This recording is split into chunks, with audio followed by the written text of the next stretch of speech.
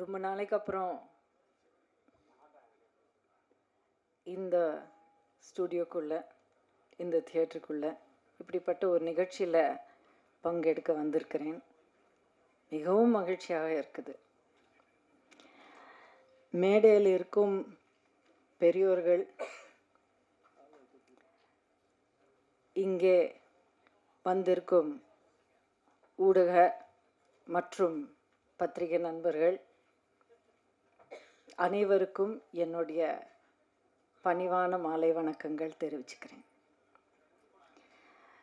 எனக்கு முன்னால் பேசினவங்க எத்தனையோ கருத்துக்கள் உங்ககிட்ட பகிர்ந்துக்கிட்டாங்க. நானும் எத்தனையோ விஷயங்கள் வியந்து கேட்டு தெரிஞ்சுக்கிறேன். எனக்கு அப்புறமும் பேச போகிறவங்க இன்னும் நிறைய விஷயங்கள் உங்ககிட்ட ஷேர் பண்ண போகிறாங்க. ஆனால் எனக்கு நான் இங்கே இருக்கிறதுக்கு மிக முக்கியமான காரணம் என்னன்னா, தேவரையா தமிழகத்தின் தமிழர்களின் மிக முக்கியமான ஒரு வரலாற்று பங்காக மட்டும் இல்லாமல் வரக்கூடிய தலைமுறைகளுக்கு மட்டும் இல்லாமல் இப்போ இருக்கும் இந்த 3-4 தலைமுறைகளாக தமிழர்களாக வாக்காளர்களாக நம்ம தமிழ்நாட்டின் எதிர்காலத்தை தீர்மானிக்கக்கூடியவங்களாக இருக்கிறவங்களுக்கு ரொம்ப தேவையான ஒரு வரலாற்றை இந்த படத்தின் மூலமாக மக்கள் மத்தியில் கொண்டு வந்திருக்கிறாங்க அப்படிங்கிற நம்பிக்கை தான் எனக்கு மிகவும் மிகவும் சந்தோஷம் மட்டும் இல்லை, மகிழ்ச்சி மட்டும் இல்லை, அவ்வளோ ஒரு பாராட்டு அவங்களுக்கு தெரிவிக்கணும் அப்படிங்கிற ஒரு எண்ணத்தோட இன்னைக்கு நான் வந்திருக்கிறேன். அதாவதுங்க, ஒவ்வொரு தலைமுறை ஒரு வயசுக்கு வந்து அதுக்கப்புறம் சமுதாயத்தில் ஒரு பொறுப்பான ஒரு பங்கு எடுக்கக்கூடிய ஒரு வயசு வரும்போது எதை வச்சு அவங்களுடைய முடிவுகள் எடுக்கிறாங்க, அவங்களுக்கு வழிகாட்டியாக இருக்கிற அந்த ஐகான்ஸ், அந்த தலைவர்கள் யார் அப்படிங்கிறது வந்து ரொம்ப ரொம்ப முக்கியம். தேவரையா போல ஒரு நிறைய பேர் இங்கே சொல்லியிருக்கிறீங்க, எந்த ஒரு மதத்துக்கும் சேராத அனைத்து தமிழர்களுக்கும் தேசத்துக்கும் சேர்ந்த ஒரு தலைவர் இன்றைக்கு இருக்கிற தலைமுறைகளுக்கு ரொம்ப தேவையான ஒரு வழிகாட்டியான ஒரு தலைவராக இருக்கிறார்கள். இந்த வரலாற்றை, மறைக்கப்பட்ட இந்த வரலாற்றை மறுபடியும் வெளிச்சத்துக்கு கொண்டு வந்து தமிழ்நாட்டுக்கு ரொம்ப தேவையான இந்த நேரத்தில் கொண்டு வந்ததுக்கு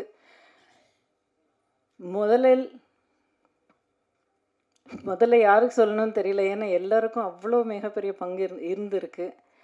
தயாரிப்பாளர் அன்பு சகோதரர் திரு SSR சத்யா அவர்களும், இயக்குனர், மூத்த இயக்குனர் மரியாதைக்குரிய திரு அரவிந்த்ராஜ் அவர்களும்,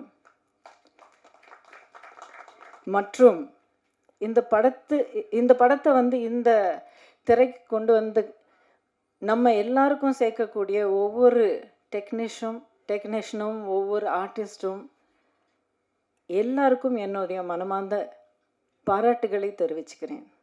ரொம்ப முக்கியமான ஒருத்தரை நான் விட்டுட்டு என்ன நினைக்கிறீங்களா? முடியவே முடியாது. தேவரையா அவர்களுடைய படத்தை எடுக்கிறாங்கன்னா முதல்ல யாரப்பா இந்த கதாபாத்திரத்தில் நடித்து இந்த மிகப்பெரிய மிகப்பெரிய ஒரு ஒரு அரசியல் சமுதாயம்னா நீங்கள் வந்து தப்பாக எடுத்துக்காதீங்க.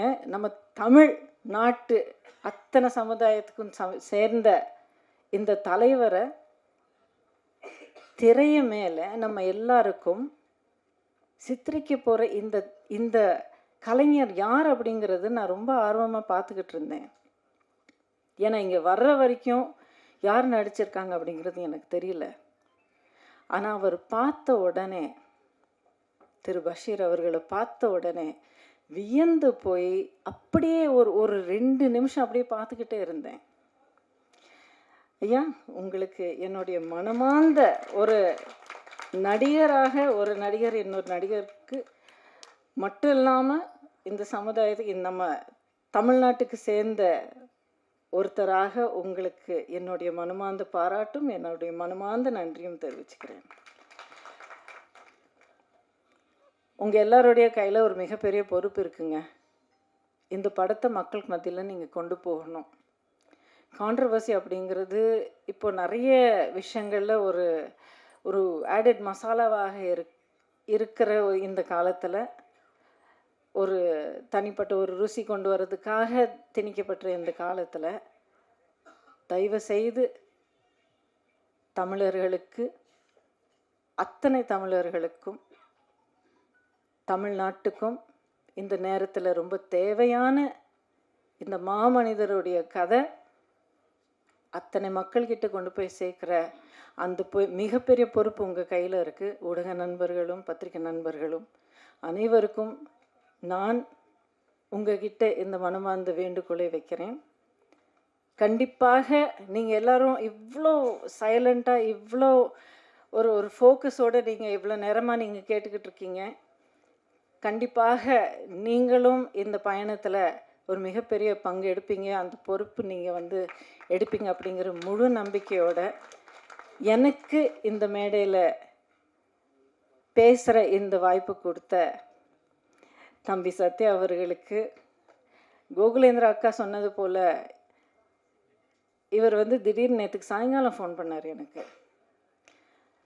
அக்கா, நான் சத்யா பேசுகிறேன் காஞ்சிபுரம் அப்படின்னு சொல்லி பேசினார். இதுக்கு முன்னாடி நான் ஒரு தடவை 2 தடவை அவர்கிட்ட பேசியிருக்கேன். இந்த மாதிரி ஒரு படம் எடுத்திருக்கேன், நீங்கள் வரணும் அப்படின்னாரு. சரிங்க, எப்போங்க நிகழ்ச்சி அப்படின்னு கேட்டது. நாளைக்கு சாயங்காலம் 6 மணிக்கு பிரசாதில் நீங்கள் வந்துடணும் அப்படின்னாரு. முடியாதுன்னு சொல்கிறதுக்கு வாய்ப்பே இல்லை. கண்டிப்பாக நான் வரேன்னு சொன்னேன். இங்கே வந்ததுக்கு ரொம்ப ரொம்ப சந்தோஷமாக இருக்குது. மறுபடியும் எல்லாருக்கும் என்னுடைய மாலை வணக்கங்களும் என்னுடைய மனமார்ந்த நன்றியும் தெரிவிச்சுக்கிறேன். அழைக்கிறோம்.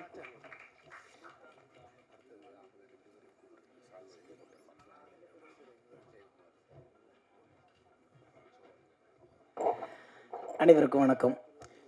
இயக்குனர் அண்ணன் உதயகுமார் சொன்னது போல் 2வது நிகழ்வு நடந்துட்டு இருக்கிறதுனால விரிவாகவும் பேச முடியாது, எல்லாத்தையும் பேர் சொல்லியும் வரவேற்க முடியாது. எனவே மேடையில் அமர்ந்திருக்கும் திரை ஆளுமைகள், அரசியல் ஆளுமைகள், சமூக சிந்தனையின் உச்சத்தில் இருக்கின்ற ஆளுமைகள் அனைவருக்கும், எதிரிடம் வந்துட்டுருக்கின்ற பத்திரிகையாளர்கள், திரையுலக ஊடக நண்பர்களுக்கும் என்னுடைய முதற்கு நன்றிகளையும் வாழ்த்துக்களையும் தெரிவித்துக் கொள்வதோடு, இந்த படம் வந்து தொடங்கப்பட்ட காலம் என்பதை ஏற்கனவே அண்ணன் தானு அவர்கள் சொன்னது போல், அண்ணன் ஆர்வி உதயகுமார் சொன்னது போல், ஒரு நீண்ட நெடிய ஒரு போராட்டத்தோடு தொடங்கப்பட்டது. இப்படி ஒரு படம் பண்ண போகிறோன்னு சொன்ன உடனே முதல்ல ஒரு பாட்டு எடுக்கணும், அந்த பாட்டு எழுதணும்னு முடிவெடுத்து 3வது நாள் வந்து தேவர் ஜெயந்தி வருது. அந்த 3 நாளில் முதல்ல ஒரு பாட்டை டியூன் போட்டு எழுதி அதை மிக்ஸ் பண்ணி கொண்டு வந்து அந்த தேவர் ஜெயந்திக்கு வெளியிடணும்னு சொல்லிட்டு, அன்றைக்கு அந்த எழுத்து எழுதும் பொழுது முதல் வாய்ப்பு கிடைத்த எனக்கு ஒரு மிகப்பெரிய ஒரு மகிழ்ச்சி. அந்த முதல் புள்ளியில் நானும் ஒரு ஓரத்தில் இருந்திருக்கிறேன் என்று, அதற்கு இயக்குனர் அன்பு அண்ணன் அரவிந்தராஜ் அவர்களுக்குத்தான் நான் நன்றி சொல்லணும். அதுக்கப்புறம் எல்லாரும் பாராட்டப்பட்ட பஷீர் அண்ணன், அவரை பார்த்தீங்கன்னா அன்னையிலேருந்து சத்தம் போட்டு கூட பேச மாட்டேங்கிறார். அந்த என்னைக்கு அந்த பாத்திரத்தை ஏற்றுக்கொள்ள ஆரம்பித்தாரோ அந்த காலகட்டத்திலேருந்து அப்படியே மாறுனது தான். அதான் எதுவாக நினைக்கிறாயோ அதுவாகவே ஆகிவிடுவாய் என்று விவேகானந்தர் சொன்னது போல, தன்னை அதற்காகவே அர்ப்பணித்து கொண்ட ஒரு மகா கலைஞனாக இன்றைக்கு பஷீர் அவர்கள் இந்த திரைப்படத்தில் ஒரு மிகப்பெரிய ஆளுமையோடு இருக்கிறார். இதுக்கெல்லாம் ஒரு பெரிய முத்தாய்ப்பாக வந்து இன்றைக்கு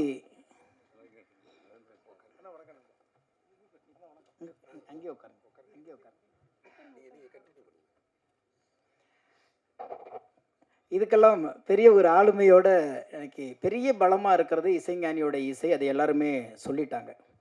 ஆனால் எனக்கு என்னென்னா, இவ்வளோ பெரிய போராட்டம், இது வந்து கிட்டத்தட்ட 22 ஆரம்பிச்சதுன்னு நினைக்கிறேன். பெரும் போராட்டம், பல பேர் இழுத்து இழுத்து இழுத்து முடியாமல் கடைசியாக வந்து தான் அண்ணன் சத்யா அவர்கள் வந்து எல்லா விஷயத்துக்கும் கூட இருக்கேன்னு சொல்லிட்டு இன்னைக்கு துணிஞ்சு இந்த படத்தை இந்த இடத்துக்கு கொண்டாந்து இழுத்து விட்டுட்டார். எப்பவுமே ஊர் கூடி தேர் இழுத்தால் அப்படிங்கிற ஒரு வார்த்தையே சந்திலையோ அல்லது எங்கேயோ ஒரு முக்குலையோ அல்லது எங்கேயோ ஓரப்புறத்துலையோ இருக்கிற தேரை இழுத்து தெருவில் விட்டுட்டுன்னு வச்சுங்களேன், அது நிறைய பேர் தொந்தரவாக இருக்குன்னு இழுப்பாங்க, இழுத்து பார்க்கலாமேன்னு இழுப்பாங்க, ஓடுமான்னு இழுப்பாங்க. அப்படி அதுதான் வந்து தேரை இழுத்து திருவிழா ஒரு தப்பான ஒரு பழமொழியெல்லாம் இல்லை. அப்படி இந்த மிகப்பெரிய தேவர் மகமான அந்த தேவர் பெருமானுடைய தேரை கொண்டு வந்து இந்த அரங்கத்து வரைக்கும் கொண்டாந்து விட்டுட்டாங்க இந்த குழு. இன்னுமே அதை இழுத்து கொண்டு போய் சமூகத்துக்கு சேர்க்க வேண்டியதும் அனைத்து சமூகத்துக்கும் சேர்க்க வேண்டியது அனைத்து சமூகத்தினுடைய பொறுப்பாக நான் நினைக்கிறேன். ரெண்டாவது, எனக்கு ஒரு பயம் என்ன இருந்துச்சுன்னா, சினிமா தோன்றிய காலத்திலிருந்து ஜாதியை பற்றி மதத்தை பற்றி திரையுலகங்கள் பேசிக்கொண்டே இருக்கிறது. கடந்த ஒரு 10 ஆண்டுகளுக்கு முன்பு சினிமாவில் ஜாதியும் மதமும் பேசப்பட்டதுக்கு காரணம் வேண்டாம் என்பதற்காக பேசப்பட்டது. ஆனால் சமீபத்தில் கொண்டாட விதமாக பேசப்படும் போது இந்த காலகட்டத்தில் தேவர் பெருமானுடைய படம் வருகிறது என்ற ஒரு பயம் இருந்தது. ஏனென்றால் அவ்வளவு இலகுவாக இதை எடுத்துவிட முடியாது. ஆகாயத்தை மடித்து அரைக்கால் சட்டை பையுக்குள் வைக்கிற ஒரு நுண்ணிய அறிவு இருந்தால் மட்டும்தான் தேவரை படம் பிடிக்க முடியும். அவ்வளவு பெரிய அகண்ட வரலாறு. ஏன்னா தேவரை பற்றி பேச வேண்டும் என்றால் சுபாஷ் சந்திர போஸை பற்றி பேச வேண்டியிருக்கிறது, தேசியத்தை பற்றி பேச வேண்டியிருக்கிறது, காமராஜரை பற்றி பேச வேண்டியிருக்கிறது, மக்களின் எழுச்சியை பற்றி பேச வேண்டியிருக்கிறது, முக்குழுத்தமுறையுடைய அடிமைகளை பற்றி பேச வேண்டியிருக்கிறது. இவ்வளவு வரலாறுகளை வெறும் 2 மணி நேரத்தில் சுருக்கிட முடியுமா? இதையெல்லாம் வந்து ஒரு வெப் சீரியஸா ஒரு 10-15 பாகங்கள் எடுக்க வேண்டியிருக்கிறது. ஆனால் இதில் என்ன ஒரே ஒரு நம்பிக்கை, எங்கேயும் தவறு செய்துவிட மாட்டார்கள் என்ற ஒரு நம்பிக்கை ஐயா தவமணியை பார்க்கும்போது வந்தது. ஏன்னா அவர் வந்து இப்போ கூட ஒரு சின்ன வார்த்தை பிறண்ட உடனே இல்லை அது தவறு அப்படின்னு சொன்னார். அந்த மாதிரி பக்கத்தில் வச்சு நுணுக்கமாக பார்த்து ரொம்ப குறுக செய்திருக்கிறார்கள், பெருக படித்து குறுக செய்திருக்கிறார்கள். எனவே இந்த படம் எல்லாரும் முன்மொழிந்தது போல மத நல்லிணக்கத்தை பேசினால்தான் அது தேவருடைய படமே தவிர மதத்தை பேசுவதும் ஜாதியை பேசுவதும் அல்ல. அண்ணன் பேரரசு சொன்னது போல ஒரே மனிதன் சிறந்த தலைவனாக, சிறந்த ஆன்மீகவாதியாக, சிறந்த மனிதனாக, சிறந்த வீரனாக, சிறந்த மனிதநேயம் உள்ள அறமோட்டோடு ஒழுக்கத்தோடு வாழ்கிற மனிதனாக ஒரே மனிதன் வாழ முடியும் என்றால் அது தேவரை தவிர எவனாலும் முடியாது. அப்பேற்பட்ட ஒரு வாழ்க்கையை வாழ்ந்து விட்டு போயிருக்கிறார். அதனால்தான் இன்றைக்கு வந்து அனைத்து எனக்கு என்னென்ன பெரிய வருத்தமே, இந்த தேவருங்கிற வார்த்தை அவருக்கு போடாமலே இருந்துதான் உலக தலைவராக கொண்டாடப்பட்டிருப்பார். அந்த ஒரு வார்த்தையில 1000 விமர்சனங்களை உள்ளடக்கி அந்த மனிதனை ஆகாயம் போல் அண்ணாந்து பார்க்க வேண்டிய மனிதனை குனிந்து பார்க்கிற தூரத்துக்கு நம்ம தள்ளிவிட்டோமே என்ற ஒரு மிகப்பெரிய ஏக்கம் இருக்கிறது. அந்த ஏக்கத்தை இந்த படம் போக்கியிருக்கும் என்று நம்புகிறேன். ஏனென்றால் ஒவ்வொரு காலகட்டத்திலும் அண்ணன் பேரரசு சொன்னது போல எல்லா படத்தையும் சாதாரணமா எடுத்துடலாம். ஒரு காமெடி படம், காதல் படம், ஒரு சண்டை படம், ஒரு நகைச்சுவை படத்தை எடுத்து முடிச்சிடலாம். ஆனால் வரலாறுகளை எழுதுவது என்பது அவ்வளவு இலகுவானது அல்ல. காரணம், எல்லா வரலாறும் எழுதப்படுகிற காலத்தையும் எழுதப்படுகிற மனநிலையும் பொறுத்துதான் உண்மை இருக்குமே தவிர வரலாறாக எழுதினதாக உலக வரலாறு இதுவரைக்கும் இல்லை. காரணம், ஒருத்தருடைய மனநிலை தான் எவ்வளவு சதவீதம் உண்மை, எவ்வளவு சதவீதம் கற்பனைங்கிறதை அந்த காலமும் களமும் மனநிலையும் நிர்ணயிக்கிறது.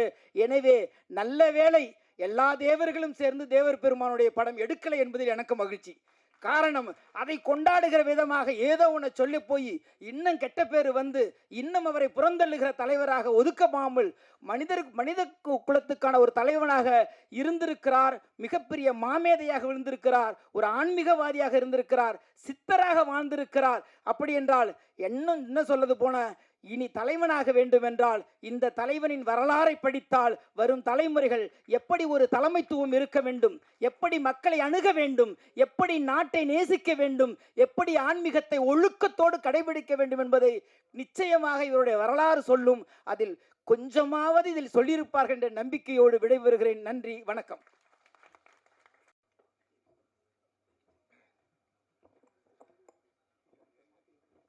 போற்றி பாரடி பெண்ணே, தேவர் காலடி மண்ணே. இங்கு வருகை தந்திருக்கும் ஊடகம், பத்திரிகையாளர் நண்பர்கள் அனைவருக்கும் என்னோட மனமார்ந்த நன்றியை தெரிவித்துக் கொள்கிறேன். நான் கிட்டத்தட்ட ஒன்றரை வருஷமா நான் எந்த ஆடியோ லான்ச்சு எந்த இதுவுமே வந்து வெளியே போய் பேசலை. நான் அவர்கிட்ட கூப்பிடும்போது உண்மையை சொல்லணும்னா, நம்ம தேவர் ஐயாவோட இந்த தேசிய தலைவரோட படத்துக்காக மட்டும்தான் வந்தேன் அப்படிங்கிறதுல அது வந்து ஒரு பேரானந்தப்படுறேன். ஏன்னா இல்லை பல விஷயம் இருக்குது. நான் பேசினா அதை தான் நான் சொல்ல, இதே படத்தில் நான் நடிச்சிருந்தா அதையே தவறாக பேசியிருப்பாங்க, நான் தயாரிச்சிருந்தா அதையும் தவறாக பேசியிருப்பாங்க, நான் இயக்கியிருந்தா அதையும் பேசியிருப்பாங்க. ஆனால் உண்மையை சொன்ன நம்ம இயக்குனர் அரவிந்த் ராஜ் ஐயா அவர்களுக்கும் அதை உண்மையை சொல்ல வச்ச தவமணி ஐயா அவர்களுக்கும் என்னோட மனமார்ந்த நன்றி. இதில் அவ்வளோ விஷயம் இருக்கு. நம்ம வந்து இது ஒரு ஜாதியாவோ ஒரு இனமாவோ அப்படின்னு பிரிக்கவே முடியாது. ஏன்னா எங்கள் வரலாறு, ஏன்னா அவர் பிறந்த மண்ணில் தான் நானும் பிறந்தேன், அதே ஊரில் தான் நாங்கள் பிறந்தோம். அப்படிங்கிறம்போது ஒவ்வொரு எங்கள் ரத்தத்திலிருந்து எல்லாமே அப்படி தான் இருக்கும். நான் சொல்கிறேன்ல, உண்மை அதுதான். முக்குளத்தூர் எல்லாமே நாங்கள் வந்து எங்களுக்கு பெருசாக அவர் ஐயா பண்ணலை. ஆனால் பண்ணதெல்லாம் அவர் வந்து காமனாக தான் பண்ணார், பிற இனத்தராக தான் அதிகமாக பண்ணார். ஆனால் ஏன் கொண்டாடுறோம்? இப்போ சொன்ன மாதிரி நம்ம ஸ்நேகன் மாப்பிள்ள சொன்ன மாதிரி ஏன் கொண்டாடுறோம் அப்படின்னா, அவரை நாங்கள் அதான் அவர் தேவர் அப்படின்னு அவர் ஒரு பேர் வச்சுட்டாங்க. அதனால தான் இந்த அளவுக்கு இவ்வளோ வேற்றுமை வருது, இவ்வளோ விஷயங்கள் வருது. ஏன்னா இப்போ தான் எனக்கு ஒரு 5-6 படம் கிடச்சிருக்கு. என்னை ஒரு ஓரம் கட்டி வச்சுருந்தாங்க ஒரு 6-7 மாதமாக. ஏன்னா இந்த மாதிரி நான் ஜாதியில் ஏதாவது கொண்டு விடே, நான் இல்லைடா, நான் இப்போ வந்து நாளைக்கு ரஞ்சித் சார் கூப்பிட்டாருன்னா நடிப்பேன், மிகப்பெரிய இயக்குனர். மாரி செல்வராஜ் கூப்பிட்டாருன்னா நடிப்பேன், மிகப்பெரிய இயக்குனர். நான் காடு வெட்டின்னு வந்து வேற ஜாதியினர் இதில் தான் நான் ஹீரோவாக நடித்தேன். உண்மையிலே சொல்கிறேன், ஒரு வெப் சீரியஸ்னு ஒன்று எடுத்தாங்கன்னா கண்டிப்பாக தேவர் ஐயா நடிக்கிறதுங்கிற சாதாரண விஷயம் கிடையாது. ஒரு மிகப்பெரிய பாக்கியம் கிடைச்சிருக்குன்னா அந்த பாக்கியம் வந்து பசீர் மாம்சுன்னு சொல்லவே முடியல. நீ இப்படி வேற வந்து உட்காந்து, ஏன்னா அவரை வந்து 15 வருஷமா தெரியும். என்னோட 15 வருஷமா 25 வருஷமா தெரியும் எனக்கு. எங்க அப்பா காலத்துல இருந்து அவர் தெரியும். அவரோட நடவடிக்கை இதெல்லாம் வேற மாதிரி ஒரு பந்தாவான ஆளு. ஆனா இப்பெல்லாம் வந்து கண்ணில் பார்க்கும் போதே இப்படியே தான் வர்றார். என்னங்க மாமா, என்ன மாமா, ஏய் எனக்கு பார்த்து ஒண்ணுமே அவர் மேல காய் போடலான்னு பார்த்தா இப்படி வச்சுக்கிட்டேன் நான். ஸோ ஒரு மனிதனுக்கு உள்ள வந்து ஒரு தெய்வீகம் வந்த மாதிரி தான். இதுதான் உண்மை. அவர் உண்மையிலேயே ஒரு தெய்வம். அவர் இறக்கும்போது பக்கத்திலே அவர் வளர்த்த மயிலும் இறந்து, எவ்வளோ விஷயங்கள் இருக்கு. அதெல்லாம் அவரை பத்திலாம் நான் தான் 2 மணி நேரத்தில் எடுக்க முடியாது. ஒரு வெப் சீரியஸாவோ இது ஒரு மிகப்பெரிய வந்து எடுத்திருக்கணும். ஆனா இந்த அளவு நான் படம் பார்க்கும்போது, நான் போன வாரம் தான் அந்த படத்தை பார்த்தேன். நான் வந்து எல்லா சமூகத்து மக்களுக்கும் சேர்த்து சொல்றேன், தயவு செய்து இந்த படத்தை பாருங்க. ஆனா முக்குளத்தூர் மக்கள் வந்து இந்த ஜெனரேஷன்ல இருக்காங்க பாருங்க, ஐயாவை பத்தி பார்த்தே அவனு இந்த படத்தை பார்த்துருங்க, தயவு செய்து சொல்றேன். என்ன வந்து நம்ம ஏன்னா இதை வந்து நீங்க வந்து ஒரு ஜாதிய படமாவே பார்க்காதீங்க, எல்லாருமே பார்க்கணும் இந்த படத்தை. அந்த அளவுக்கு ஒரு மனிதர் வந்து ஒரு கடவுள் வந்து மனிதனா பிறந்தவர் தான் ஐயா தேசிய தலைவர் ஐயா முத்துராமலிங்க தேவர். இதுதான் வந்து அவரோட உண்மை. இது மறைக்கப்பட்ட வரலாறு. பல விஷயங்கள் வந்து இந்த படத்துல வந்து எக்ஸ்போஸ் பண்ணி சொல்லியிருக்காங்க. நான் ஓப்பனா சொல்றேன், இதுல கான்ட்ரவர்சிலாம் இருக்கு, இல்லைன்னு சொல்லி சும்மா இதெல்லாம் சொல்லாதீங்க. இருக்கு. என்ன கான்ட்ரவர்சி இருக்கு? எல்லாரும் ஒத்துமையா இருக்கணுங்கிற கான்ட்ரவர்சி தான் இருக்கு. ஆமாவா இல்லையா? அவர் அப்படிதான், அவரோட எண்ணம் அப்படித்தான், அவரோட செயல்பாடு அப்படித்தான். நாங்க ஒவ்வொரு விஷயமும் வந்து வருஷம் நான் எங்க இருந்தாலும் ஐயாவோட இதுக்கு போயிடுவோம், ஜெயந்திக்கு போயிடுவோம். அந்த ஜெயந்தியில வர கூட்டம் அது வந்து ஒரு மக்கள் கொண்டாடுறாங்க அப்படிங்கன்னா, சில மக்கள் அமைதியா கொண்டாடுறாங்க, அவ்வளவுதான். ஆனா எல்லாருமே அவர் இதை பிறப்பும் இறப்பும் ஒரு மனிதனுக்கு ஒரே நாள். யாருக்கு கிடைக்கும் அந்த பாக்கியம்? அப்படிப்பட்ட ஒரு தெய்வீக திருமகன் அவரெல்லாம் வந்து கம்பேரபிளே கிடையாது. இல்லை பல பல இந்த இந்த தேசிய தலைவரை பொறுத்த வரைக்கும், அதாவது எங்கள் தாத்தாவும் சரி, எங்கள் தாத்தா பேர் ராமுத்தேவர். ராமுத்தேவர் ஐயா வந்து முத்துராமலிங்க ஐயா தேவரோட ரைட் ஹேண்ட். அவர் கூடயே இருந்தவர், அவர் கூடயே இருந்து பல விஷயங்களை பண்ணவர். அப்படி இருந்து வந்தவர் தான் எங்கள் அப்பா களஞ்சிய தேவர். என் பேரை வந்து சுரேஷன் கட் பண்ணியாச்சு, ஏன்னா அது ஜென்ரேஷன் மாறிடுச்சு. இனிமேல் என் பிள்ளைகளுக்கெல்லாம் வரும்போது என்ன எப்படி இதெல்லாம் தெரியாது. ஆனால் இந்த மாதிரி ஒரு படைப்புகள் வந்து உருவாக்கப்பட்டிருக்குல்ல, இது நான் ஓடிடிலேயோ வேற தளத்திலேயோ போயிட்டு இது போய் பல பல பல பேருக்கு இப்படி ஒரு மனிதர், இப்படி ஒரு தலைவர் வாழ்ந்தாரு, இப்படி ஒரு அரசியல் தலைவர் வாழ்ந்தாரு. ஏன்னா ஏங்க உண்மையிலே சொல்றேங்க, இப்ப கட்சி ஆரம்பிச்சவங்க எல்லாம் இல்லை, எல்லாரும் போய் அவர் எப்படி இருந்தாரு, அவர் எப்படி ஒரு அரசியல் அணுகுமுறை எப்படி செய்தாரு. ஏங்க எலெக்ஷனு எம்பி எம்எல்ஏக்கு நிக்கிறாரு, வாயே துறக்காம ஜெயிச்சவருங்க அவரு. அதுல ஒரு டைலாக் இருக்கு, ஏன்னா நான் மொத்தமா ஓட்டு போட்டு தானே நான் ஜெயிச்சேன் அப்படின்னு ஒரு மிகப்பெரிய என்ன சொல்றீங்க, ஒரு இனத்தார் கிடையாது, என்னைய போய் ஜாதிய தலைவர்னு சொல்றீங்களா? ஒரு இனம் போடலையா, மொத்த இனமும் சேர்ந்து போட்டதுதான் அவர் ஜெயிச்சார். அவர் இது வரைக்கும் தோத்த வரலாறே கிடையாது. அப்படிப்பட்ட மனிதரை வந்து இன்னைக்கு சொல்ற அந்த மனிதரையும் சரி, அதுல சார்ந்து வந்த எங்களையும் சரி ஜாதியா பார்க்காதீங்க. நான் ஒரு தேவனா பேசல, நான் ஒரு மனுஷனா பேசுறேன். அதை வந்து மைண்ட்ல வச்சுக்கணும். ஐயோ ஜாதி பேசிட்டான், ஜாதி படம் பண்ணிட்டான், அதெல்லாம் கிடையவே கிடையாது. அதெல்லாம் ஐயாவோட வழியில வந்தவங்க நாங்க யாருமே அந்த மாதிரி ஜாதி எடுத்து கொண்டாடக்கூடிய மனிதர்கள் அல்ல. ஜாதி படம் எடுத்து பெருமையா, அது வந்து பெருமைன்னு கிடையாது, இந்த மாதிரி விஷயங்கள்லாம் நடந்து இருக்குங்கிறத எக்ஸ்போஸ் பண்ணி படமா எடுத்தோம், அது பெருமையா நினைச்சுக்கிட்டாங்க எல்லாருமே, அவ்வளவுதான். பெருமையை பேசுறாங்க, பெருமையை பேசுறாங்க, இருந்ததை பேசுறோம், பெருமையை பேசல. ஆமாவா இல்லையா ஐயா? நீங்க சொல்லுங்க தவமணி ஐயா.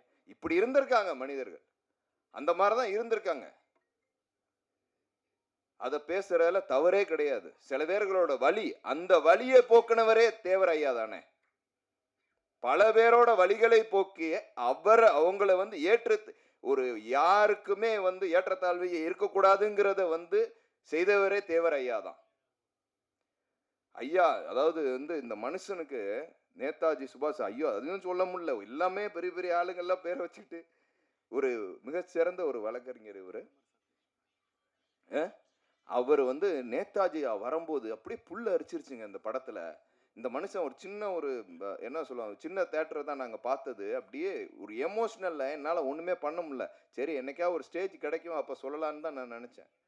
அவ்வளோ அருமையா, அவ்வளோ தத்துருவமாக இருந்துச்சு நேதாஜி ஐயா வரும்போது.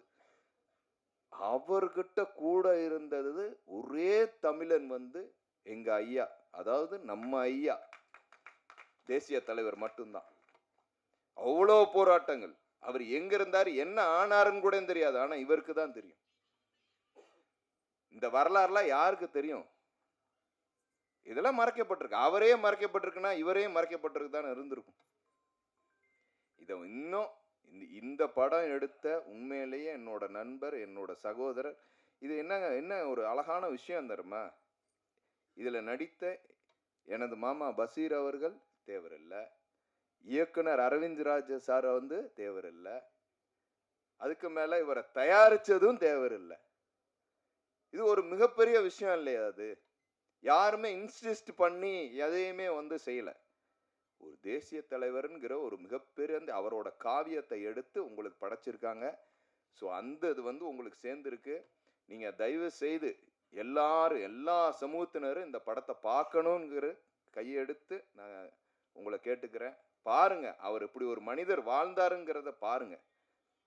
ரொம்ப சந்தோஷம். எனக்கு வந்து இந்த படத்தை வந்து தயாரிச்ச சத்யா அவர்களுக்கு வந்து ஒரு மிகப்பெரிய நன்றி.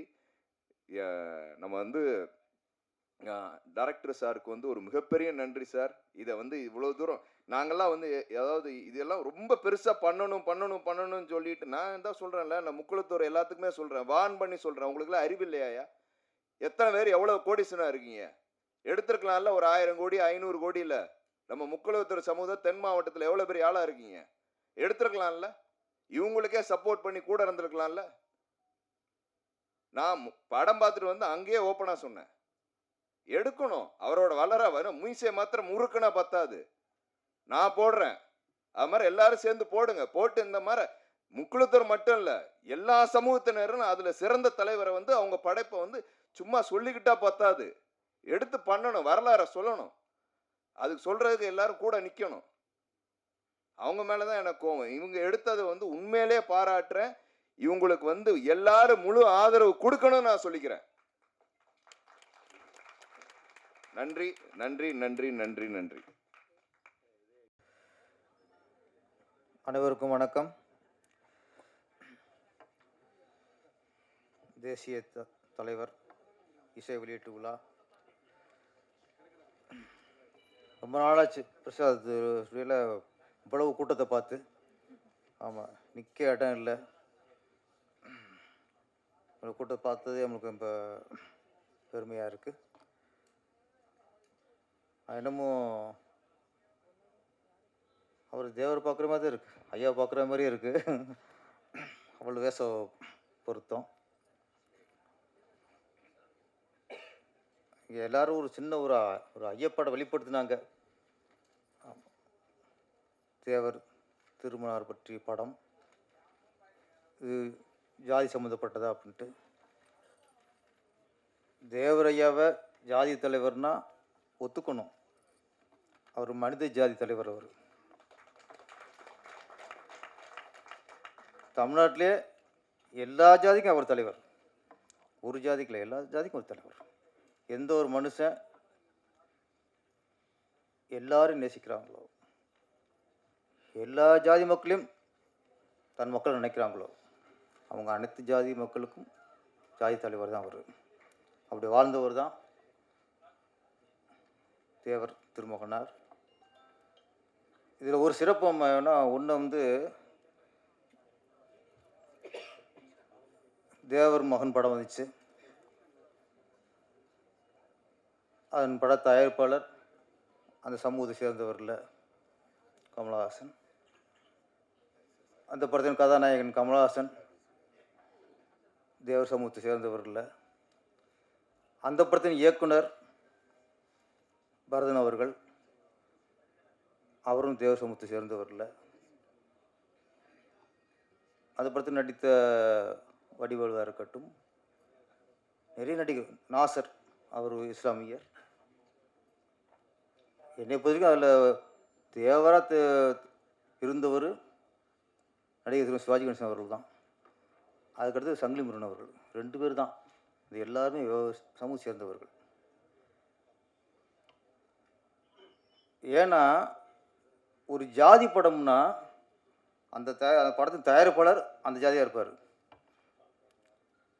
அந்த படத்தின் டைரக்டரு அந்த ஜாதியாக இருப்பார். அந்த என்னென்ன ஆமாம்மா, தேவர் மோகனை பாருங்கள், அவர் அங்கே கரெக்டாக இருக்கார். அவர் நான் தான் மறந்துட்டேன்.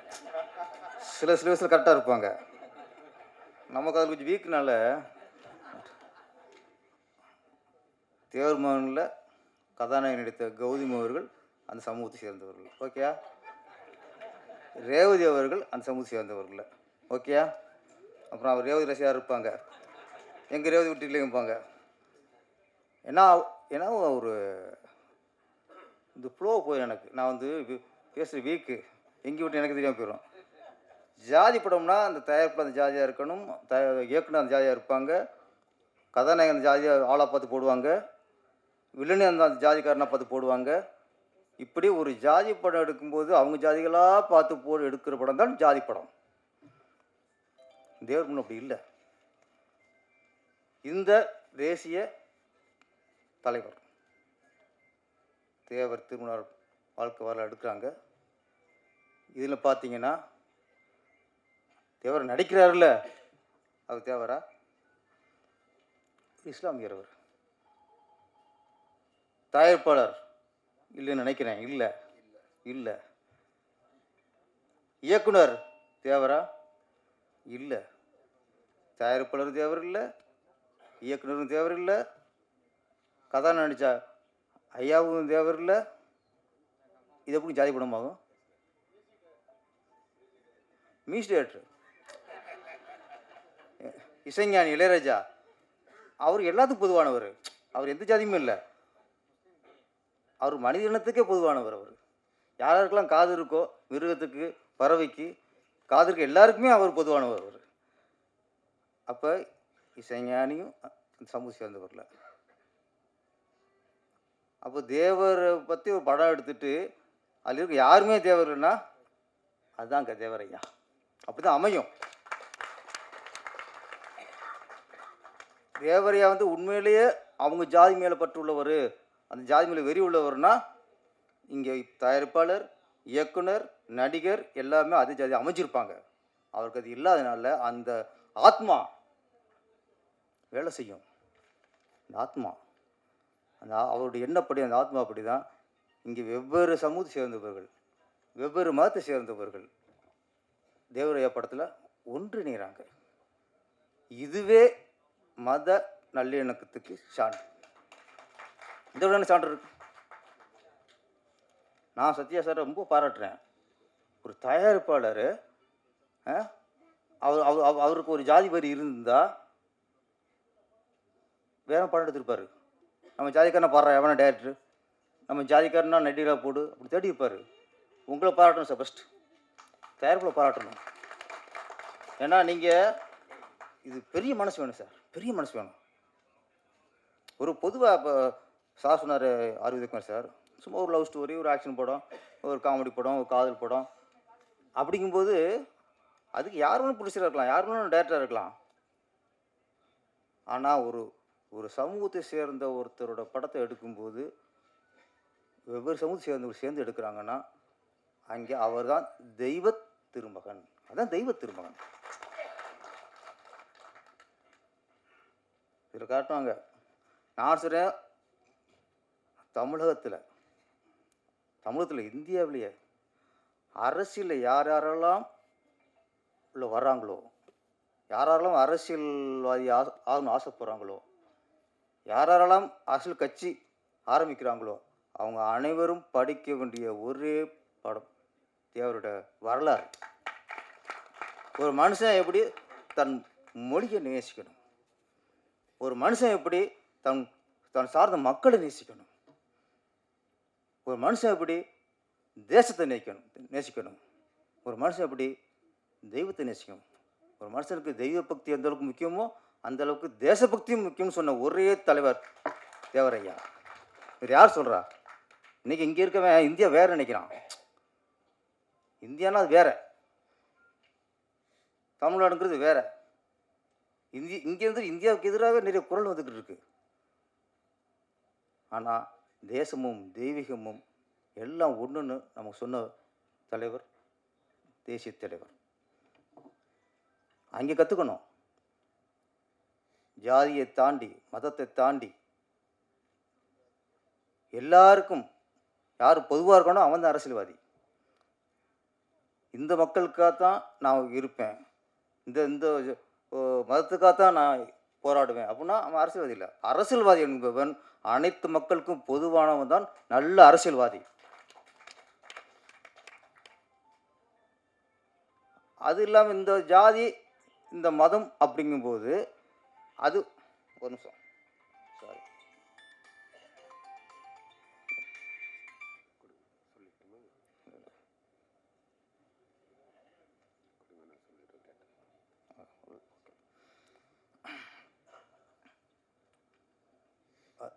ஒரு ஜாதி தலைவராக இருந்தால் நீங்கள் ஒரு ஜாதி மக்களுக்கு நீங்கள் போயிடலாம்.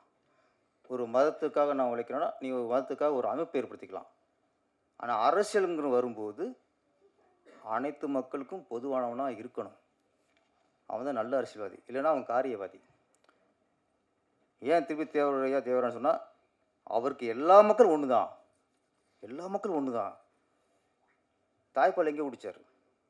அவர் இந்துவாக பிறந்திருக்கலாம், ஆனால் ஒரு முஸ்லீம் தாயிட்ட தாய்ப்பால் குடித்து வளர்ந்தார். அவர் இறக்குற காலகட்டத்தில் அனைத்து சொத்தையும் அவர் ஜாதிக்காரன் எழுதி கொடுத்தாரு. ஆக்சுவலி தேவராயனுக்கு மேலே கோபம் வரணும், யாருக்குமே வரணும், முக்குலத்தூருக்கு வரணுங்க. தேவராய மேலே கோபம் வரணும்னா முக்குலத்தூருக்கு வரணும். ஏன்டா இவ்வளவு நாங்கள் கொண்டாடணும் நம்ம ஜாதியில் பிறந்த எங்கள் ஜாதிக்காரன் ஒன்றும் பண்ணாமல் பட்டியலத்து மக்களுக்கு அனைத்தையும் கொடுத்துட்டியே. நான் சொல்கிறேன், தேவரவையை கொண்டாட முடியும் யாருன்னா பட்டியலத்து மக்கள் கொண்டாடணும், அவங்க தான் கொண்டாடணும். உங்கள் எல்லாருக்கும் தப்பான வரலாறு சொல்லி கொடுத்து நீங்கள் உங்களுக்கு எதிரானவராக தேவரை நீங்கள் புரிய வச்சுருக்காங்க.